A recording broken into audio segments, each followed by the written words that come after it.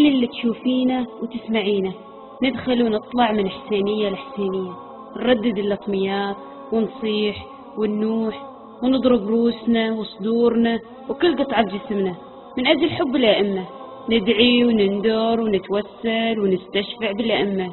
زين، وش بقى إلى الله سبحانه وتعالى خالق الكون والوجود، خالقي وخالق الأئمة من قبلي، وكل مخلوق على وجه الأرض هو عبد إلى الله سبحانه وتعالى.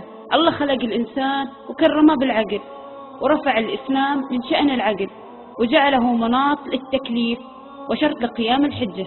زين، فكري وياي شوية، ولو نروح الحسينيات نعزي ونصيح وندعو، وين الدليل على وجوب فعل كل هذه الأمور؟ أبغى دليل واحد من القرآن، ما أبغى رواية. إذا كانت الرواية صادقة لازم يكون مصدرها القرآن. طبعا ما راح تلاقي دليل، وتتعبي ولا بتلاقي دليل. زين، ما سألتي نفسك ولو إذا صابتنا مصيبة أو إذا مرضنا ندعو نتوسل ونستشفع بالأئمة، إذا هم يملكوا شفاءنا ورفع الكرب عنا؟ ولو ما شاف نفسه زين العابدين كان مريض عليل من ولادته لين مات، ولو ما شاف نفسه أو أحد من أسرته شافه.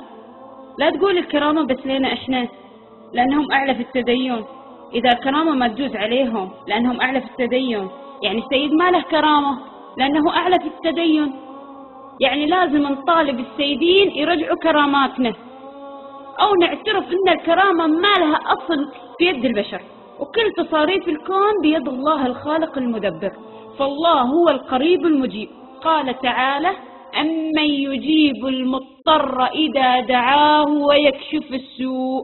وقال: وإذا سألك عبادي عني فإني قريب أجيب دعوة الداع إذا دعان فليستجيبوا لي وليؤمنوا بي لعلهم يرشدون. سألي نفسك، ولو نزور المشاهد في سوريا وإيران والعراق ونصيح على السبات ونحط قفول ونودي ذهب وفلوس ونكتب رسائل إلى الحضرة ونتوسل وندعو، ولاوي ما قريت في القرآن يدعو من دون الله ما لا يضره وما لا ينفعه ذلك هو الضلال البعيد. ذلك هو الضلال البعيد. وش الفرق بينه وبين الجاهلية؟ الجاهلية تعبد أصنام، وحنا نعبد قبور أولياء صالحين ماتوا من آلاف السنين، يعني حجارة. وين عبولنا؟ وين من آيات الله؟ وين من قوله تعالى: فلا تدعوا مع الله أحدا؟ سألي نفسك ودور عن الجواب.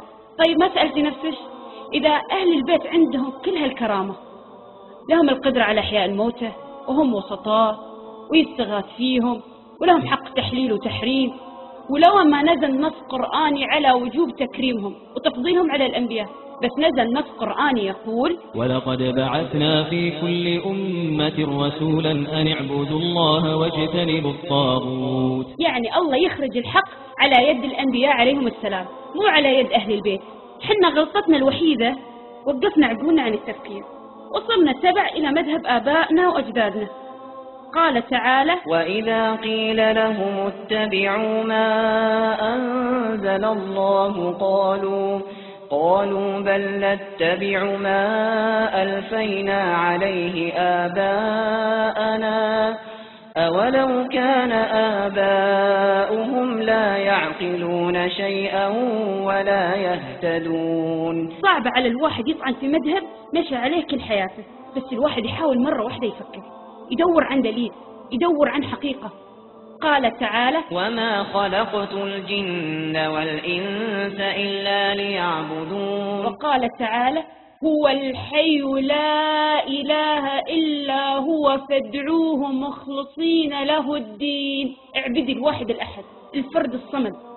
دور عن الحقيقة، دوريها في كتاب الله، دوريها في سنة النبي، وراح تلاقينها إن شاء الله.